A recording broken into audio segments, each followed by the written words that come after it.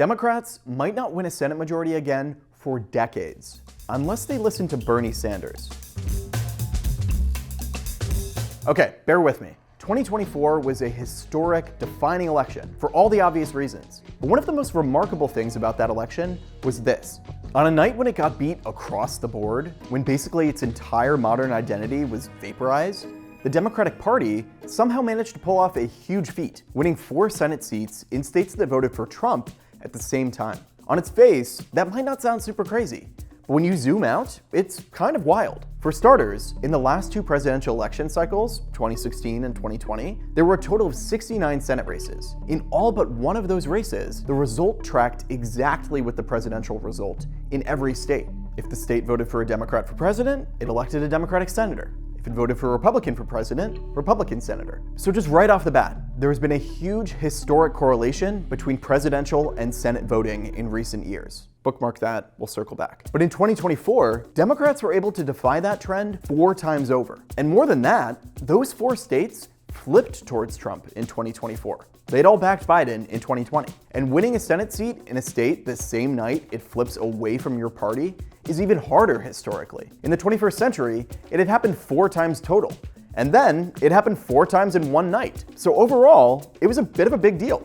So much so that some people on both the left and the right invented a whole bunch of nutso conspiracy theories to explain how it could have happened. And yes, while all the nerdy numbers and statistics are fun and interesting to me, it was ultimately a big deal because of the end result.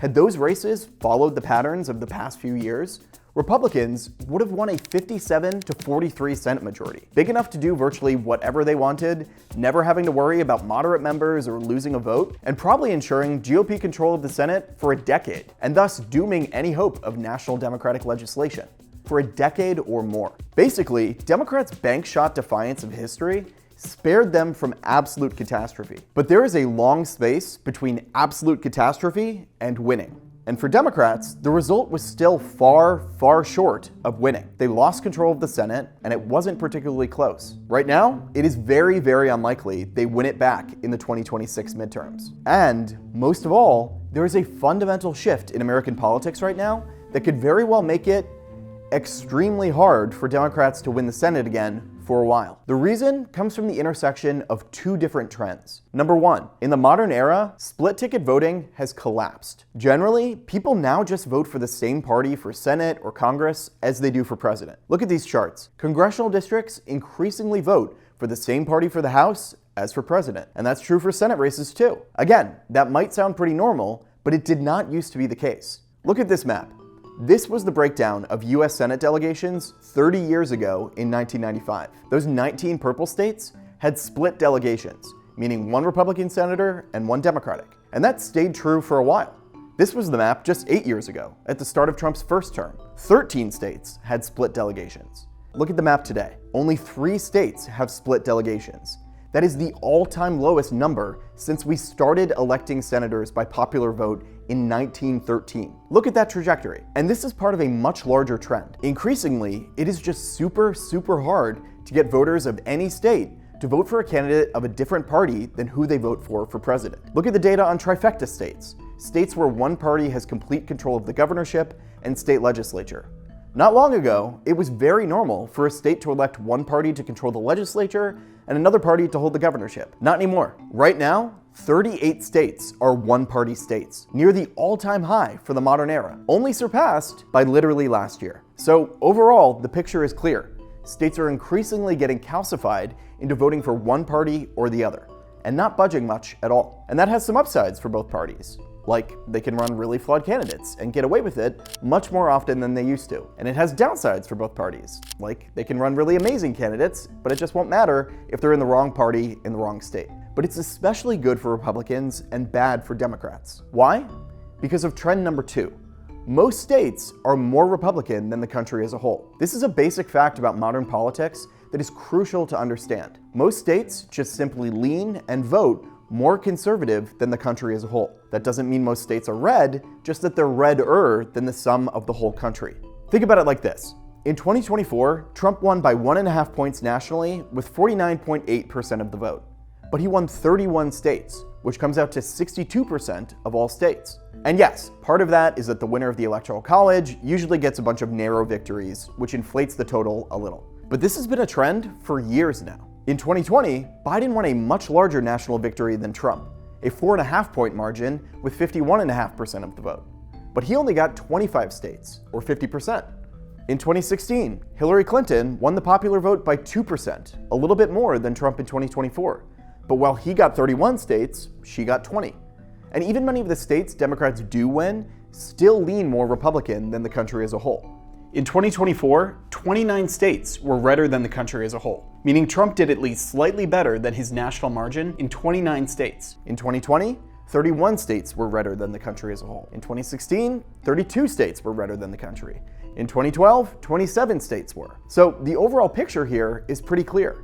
Right now, most states are to the right of the country overall, at least by a little bit. I get that might sound weird, but it really just comes down to the basic fact that most states are different sizes than each other and have different populations. And this Republican lean has not always been the case, and it could very well obviously change in the next few decades. But right now, at this moment, with these two parties, most of the states lean Republican, which becomes really important when states have moved towards only voting for one party for president and Senate. And that's where the Republican advantage kicks in. The power of these two facts together have driven an increasing number of Senate seats to basically being safe bets for the GOP, to the point that they could now well be on the brink of building a durable Senate majority. Think about it like this.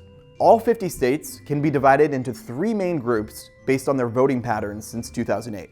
There are the solid blue states, the ones that voted for Barack Obama twice, then Hillary Clinton, then Joe Biden, then Kamala Harris. That's 19 states. Then there are the solid red states, the ones that voted for John McCain, then Mitt Romney, then Trump 3 straight times. That's 20 states. The remaining 11 states fall into a couple different buckets. There's 3 states that Obama won twice before Trump won them all 3 times. 2 states Obama won once, but have voted red ever since. The 3 blue wall states that went Obama, Obama, Trump, Biden, Trump. 2 Sunbelt states that were straight red, flipped to Biden, then flipped back to Trump. And finally, little old Nevada, which is the sole Obama, Obama, Clinton, Biden, Trump state. Okay, that's a lot, I know. No quiz, promise. The point here is to show just how much the odds are stacked against Democrats in the Senate right now. 25 states voted for Trump all 3 times he ran, meaning there are 50 Senate seats just from states that backed Trump 3 times in a row. That means that in order to win an actual majority in the Senate, Democrats would need to win every single seat in the other 25 states, including the couple that voted for Trump once or twice, and then at least 1 seat in a state that voted for Trump 3 times in a row. Get what I'm saying? And here's the kicker. Right now, in the minority, Democrats are already overperforming. 6 states flipped their votes between 2020 and 2024. Each of them has 2 senators, so they have 12 Senate seats total. And because they pulled off those 4 wins we talked about at the beginning, Democrats currently hold 10 out of 12 of those seats, which is an insanely good ratio for such swingy states. So as bad as things are for Democrats, they could be way, way worse right now. You could look at that as consolation, or you could look at it as a serious warning sign for the future. One person who seems to think it's more of a warning sign is Senator Bernie Sanders, who recently suggested that Democrats should stop running officially Democratic candidates in red states and instead support independent candidates. And there's some recent evidence that that approach could have potential. In 2024, an independent candidate named Dan Osborne ran for Senate in Nebraska. Nebraska Democrats declined to field their own candidate and basically tacitly endorsed him. And in the end, Osborne, a mechanic and union leader, way overperformed Democrats. Kamala Harris lost Nebraska by 21 points, but he lost his race by 6.5.